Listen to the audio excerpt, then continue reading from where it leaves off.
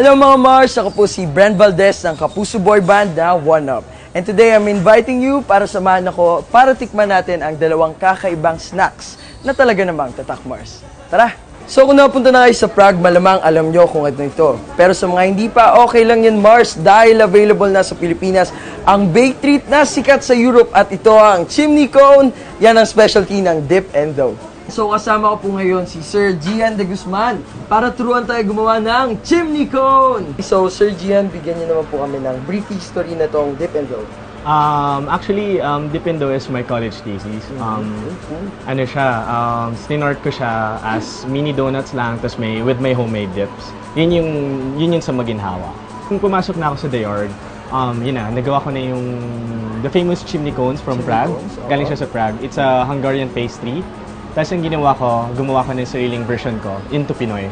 Paano po tinanggap ng mga Pinoys ang inyong chimney cones? Lalong-lalo na ang daming schools dito. Siguro, maganda yung physical appearance niya.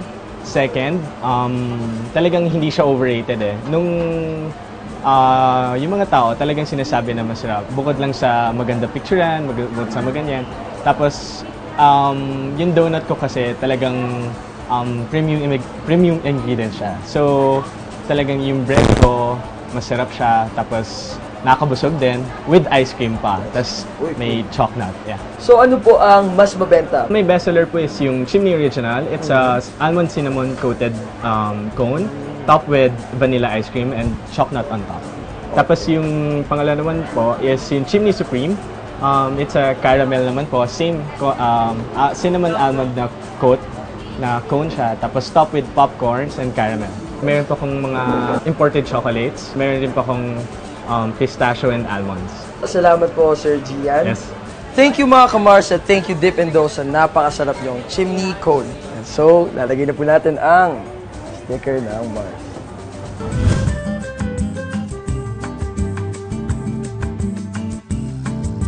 Alam niyo ba anong tawag dito? Ang tawag dito ay Nitro Pop Sticks.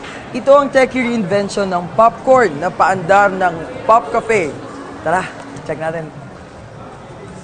So basically, the Nitro Pop Sticks is made of liquid nitrogen na ipapakita sa atin ni Kuya Mario. So, Kuya Mario, ipakita niyo naman po sa amin yung procedures ng paggawa nito. Dito tayo sa ating machine, air popper. Dito muna siya, ipapop natin siya. Bali, sa mga health conscious, maganda to kasi wala siyang oil. Lulutuin naman natin siya rito. So, first step po na gagawin natin ay? Magme-melt tayo ng base mix para sa ating pop sticks. Meron tayong butter. Pag okay na siya, ilalagay natin tong ating air pop. Tapos susunod po yung mga ingredients na po.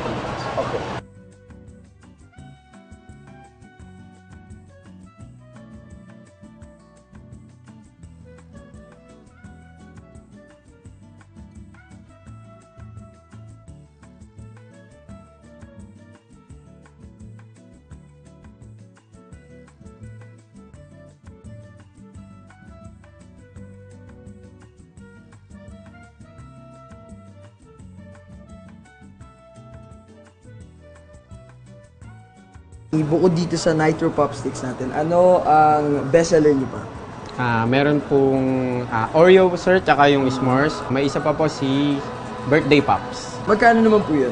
Bali, 50 pesos lang po isang bowl natin. Lalagyan na po siya natin ng sticks. Okay.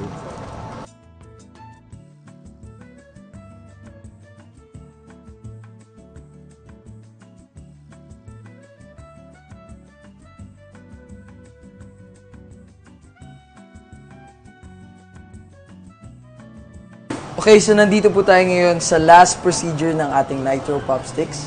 Kuya, pwede niyo po ba aming turuan? Slowly dip lang. Slowly dip. Tandaan lang po. Kano po siya tagal? Mga 5 to 10 seconds po. Pag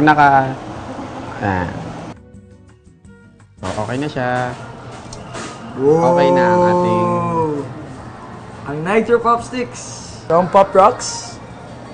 At ang Nitro Glaze, kuya. Whether you like foreign flavors or kakaibang paandar, mahanap mo yan dito sa Pop Cafe at Dip and Dough na para sa akin ay talaga namang Tatak Mars. Okay? Dahil masarap at first nitrogen cafe sa Philippines.